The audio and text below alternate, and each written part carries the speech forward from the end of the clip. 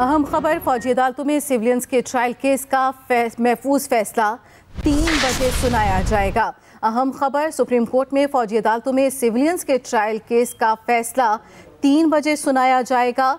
Supreme court में फौजी अदालतों में सिविलियन के ट्रायल के खिलाफ केस का फैसला महफूज जो कि अब 3 बजे सुनाया जाएगा। जस्टिस एजाजुल एहसन ने रिमार्क्स दिए, मुशावरत के बाद बताएंगे।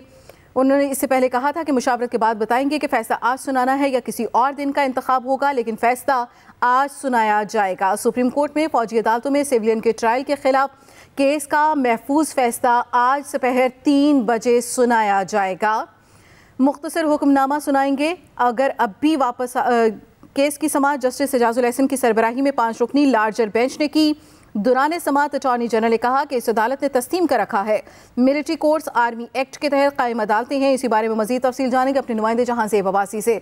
अपडेट कीजिएगा जहांज़ेब। नबीला, 3 बजे फैसला सुनाया जाएगा और उसमें सुप्रीम कोर्ट ये तय करेगी कि आम शहरियों का फौजी अदालतों में ट्रायल हो सकता है या नहीं।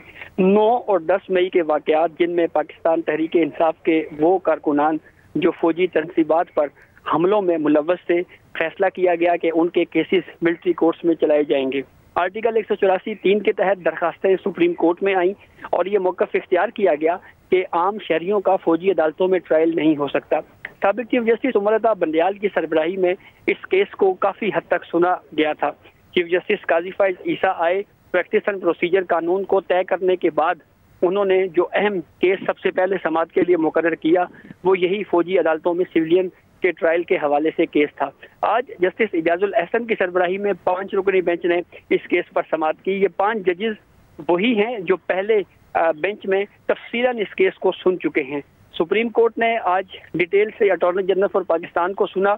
अटॉर्नी जनरल का ये कहना था कि आम शहरियों का सिविलियन का फौजी अदालतों में ट्रायल इसलिए हो सकता है क्योंकि उन्होंने जो एक्सटर्नल ड्यूटीज़ हैं आर्म फोर्सेस की उसमें मुदाखलत करने की कोशिश की, उसको डिस्टर्ब किया, इसलिए उनका फौजी अदालतों में ट्रायल हो सकता है।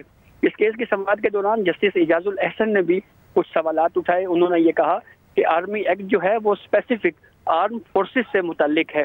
इस केस की समाअत के दौरान जस्टिस आयशा मलिक ने भी ये सवाल उठाया कि जो बुनियादी इंसानी हकूक का आर्टिकल है, जो आर्टिकल 8, वो कहाँ जाएगा। जस्टिस मुज़ाहिर नकवी का ये कहना था कि प्रैक्टिसन के जस्टिस मुज़ाहिर नकवी ने इस हवाले से ये कहा कि जो प्रीएम्बल है आर्मी एक्ट का उसमें ये लिखा हुआ है कि आर्मी एक्ट सिर्फ आर्म फोर्सेस के लिए ही है, इसका सिविलियन के ऊपर इतलाक नहीं हो सकता। इस केस की समाअत के दौरान एक दरखास्त गुजार के वकील साजिद इलियास भट्टी पेश हुए जो 9 दरखास्त गुजारान की नुमाइंदगी कर रहे थे। ये वो 9 दरखास्त गुजारान थे जिनका मौक़िफ़ था कि वो फौजी ट्रायल के हक में हैं। ताहम सुप्रीम कोर्ट ने ये सवाल उठाया कि जो ये 9 दरखास्तें दायर की गई हैं ये ज़ेर हिरासत अफराद के बयान हल्फी इन दरखास्तों के साथ नहीं हैं बल्कि उनके लवाहिकीन के हैं। तो अगर हमने ऐसी सूरत में इन दरखास्तों को काबिल समाअत करार दिया तो कल मजीद 10 और दरखास्त गुजार आ जाएंगे।